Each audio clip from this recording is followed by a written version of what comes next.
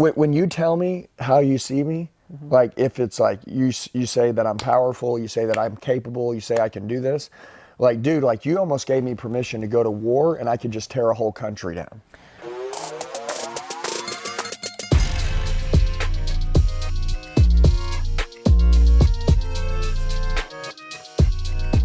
Going back to your question that just said, hey, how do I get, my wife to support me? I'm going to kind of flip it around on you.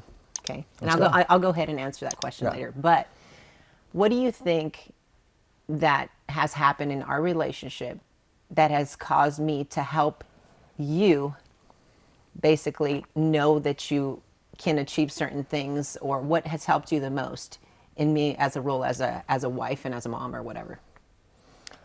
Well, I mean, there's a lot of things, but like you supporting me. But what does that mean? Because a lot of people say support.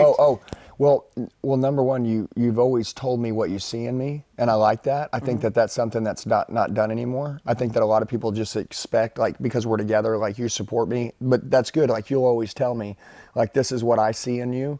And to me, like as a man, I'm speaking from a man's side, I'm sure it works the same for women. But like when you tell me what you see in me, it makes me want to go viciously attack because I believe in myself now. You've made me aware of something that I was thinking and might be wondering. And even if the whole world tells me that I'm worth it, or if I say I'm worth it, if you tell me I'm worth it, obviously I got with you, I got married to you. So like your opinion, it comes totally different. So I think that a lot of women and a lot of men don't tell the other side what they see in them. And all we do is once we get in a relationship, we just tear each other down. We become comfortable, we get stagnant. It's like, you said it, like it's like two people living under the same roof, in the same bed, miles apart. They get disconnected, they become partners, and they stop thriving together. It's like a business relationship. There's no intimacy, there's no growth in those ways. When you tell me how you see me, like if it's like you say that I'm powerful, you say that I'm capable, you say I can do this, like dude, like you almost gave me permission to go to war and I could just tear a whole country down. Well, it's interesting because a lot of people don't know how to do that though. So the way that we've kind of done that, I think a lot of people don't really understand. I'm not like, hey, honey, you're great. Like you can go, do anything you want in life. I mean, you're power. I don't really do that though. Like, I think we start with the dirty, and you actually go and attack people and push them to grow in a certain way because you got pissed off first, right? So I kind of pissed you off in that sense, but I have a certain meaning behind what I'm doing to build you up after. Like, hey, if you come home and you say, hey, you know what, I'm not good at this, for example. I'm not good at, whatever. I can't overcome this, or I can't close this client on this. I'm not good at that, or these people are this. I won't allow you to talk that way. And we talk about like, hey, you do know how to do this. We just need to practice. And then I basically make you see your future you in the sense that, hey, if you were to overcome this and that, imagine where that's going to take you. And then you kind of build on that. And then you believe it before you actually go and do it. Yeah. But first it comes from I think there's two parts to your answer. I think that one is like the way that you make me feel when you build me up, right?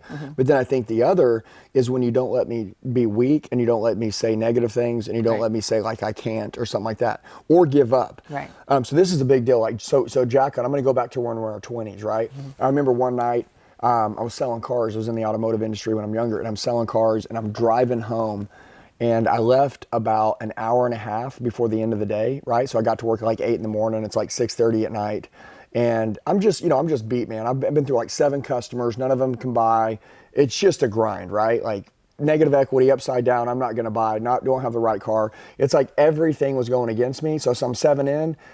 I couldn't close the deal, which is like obviously not like me. So I'm like, okay, dude, I'm just gonna get out of here. I'll come back tomorrow, right? And I remember calling her on the way home, and I'm like, I'm on my way home, and she's like, how many did you sell today? Because she's always asking, she's in sales. She's like, how many did you sell today? I'm like, 0.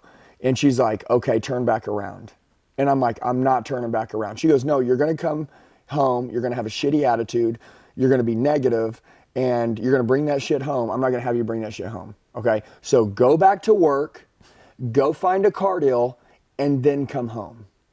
And I remember I was pissed because we're fighting about it. And she's like, I'm not joking. And I hate it because she goes, I'm not joking. Turn around. I'm dead serious. Like, if you come home, I'm going to leave. And I'm like, what is your problem?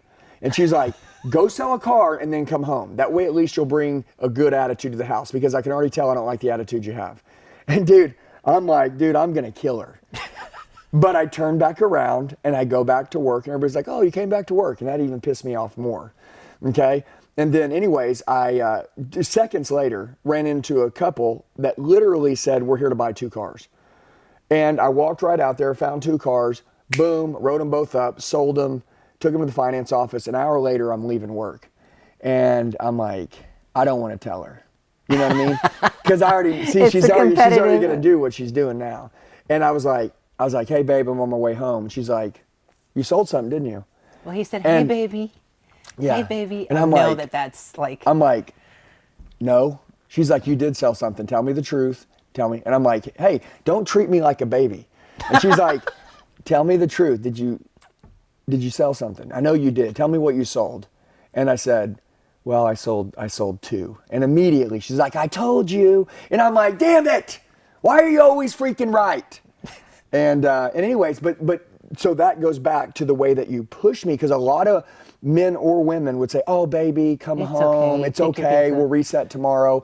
And Jackie's like, no, dude, you're going to go. This is the law of numbers. This is how this works. You need to go back, and you're going to make a sell, and then you're going to come home with a different mindset. Yep. And she sent me back into war instead of letting me go sleep on it for a night. I've done that several times. I mean, a lot of times. Thousands. But it's been even like if I know that he needs to go to the gym. Like I could tell when his attitude is a certain way. He just needs to go to the gym. Like, hey, don't come home.